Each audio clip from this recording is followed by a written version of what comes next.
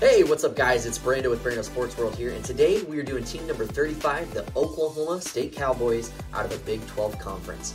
As you probably already know, their head coach is Mike Gundy. He's actually going into his 19th season as the Oklahoma State Cowboys head coach, and he right now holds a 156-75 career record over that entire time span. Now their 2022 record, it was 7-6, and their conference record was 4-5. And believe it or not, 7-6 has been a consistent theme for Mike Gundy this entire time, except for his very first season. He's never had less than 7 wins, guys. That's just absolutely incredible. The guy has some incredible success, and he's consistent. And for that long of a time frame, you can't expect much more than that. That's incredible. So going into his 19th season, he actually has a 68% win percentage. So basically 7 out of 10 games, he's going to win them. It's just crazy to think that he's actually been to bowl game every year except for his first season, if you just throw that out there. He's never had less than 7 wins other than that first season, like I mentioned earlier. And he's had 7 10-plus win seasons during that entire time frame. So obviously, like I was saying, he's very consistent, and he's always found success since he's been there. Oklahoma State had a top 50 offense. They were averaging just over 30 points a game. But if Oklahoma State wants to take that next step and go further with the program and get to another 10th win season, well, then they need to take a big step up on their defensive side, and that's what they're hoping for this year. Game 1 is a game against Central Arkansas. Obviously, this is going to be a easy game for you. You guys usually win this one, start your season off strong, scoring in the 40s, and you win 45-3. Second game of the season, it's an away game, and it's against Arizona State. There's a lot of new things going on with Arizona State leaving the Pac-12, and now they're going to be joining you guys in the Big 12. So it's kind of interesting that they're technically a non-conference opponent for you, and it's an away game, so enjoy that. You'll enjoy the summer sun, and you guys win this one 42-17. Week number 3, it's a game against South Alabama. I believe they're the Jaguars. I think you guys easily handle your business here as well. Don't see them being too much of a threat. You guys are way too high-powered of an offense to lose to a team like this. You win 49-14, running away with it. And to game 4, you have an away game at Iowa State. Iowa State, you know, Matt Campbell, in my personal opinion, he might be on the verge of being on a hot seat, especially if he has a tough season this year. I think you guys go into Ames, Iowa, and you beat Iowa State 27-21 on the road, and you're really starting your season off strong with a 4-0 start. Going to week 5, it's a game against Kansas State at home for you. Kansas State did a wonderful job last year with their coach. They're doing really great things down there, and they're actually going to be one of the tougher teams on your guys' schedule. And I actually have you guys losing this one in a very close, hard-fought battle, 35-32. Kansas State is right up there with you. This is going to be a fun game to watch, and I'll be looking forward to it personally.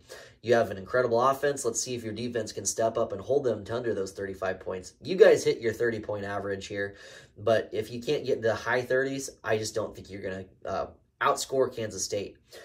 Next week is a game against West Virginia. It's an away game, and you guys are going to probably win this one 45-20. It's what I have for the score. West Virginia has had some success, but they're definitely not the team that they used to be a decade ago. You guys handle your business away, winning it 45-28. The very next week is a game against Cincinnati, the Bearcats. Now they have Scott Satterfield, the Louisville head coach, the Appalachian State head coach prior to that. He's going to do some incredible things there at Cincinnati, but I just don't see it just quite yet that very first year. He takes over for Luke Fickell, who had lost a ton of NFL talent. It's just going to be hard for him to continue that reign of success that Fickell had. And I'm not saying it won't happen, but they are entering the Big 12 Conference this year, and it's going to be interesting to see how that plays a dynamic compared to when they were a group of 5 team. I have you guys beating them 35-30.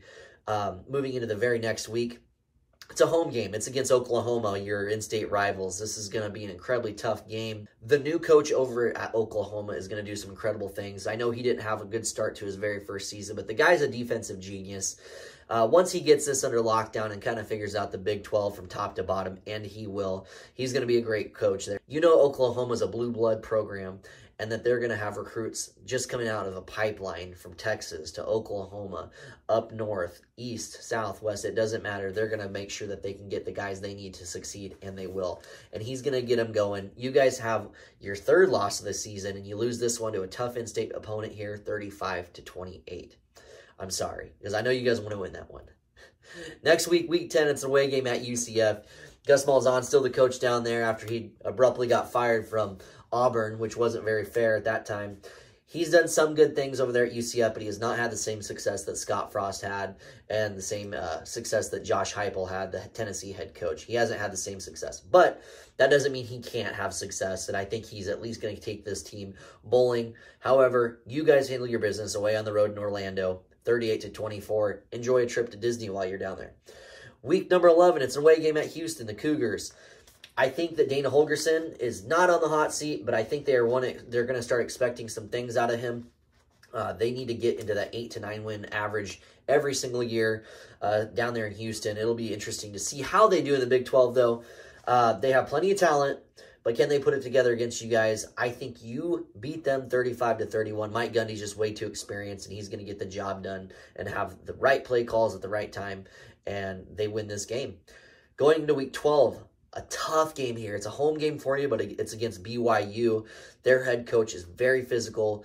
He's hard-nosed, very defensive-minded, and he gets those guys ready to play. So it's going to be fun to watch. This might be a game I'll actually be interested in watching if there's not too many good games going on since it's Week 12. But I think you guys pull this one out too, and BYU is going to have some upsets this year. I promise you that much, but they are not going to have an upset against you guys.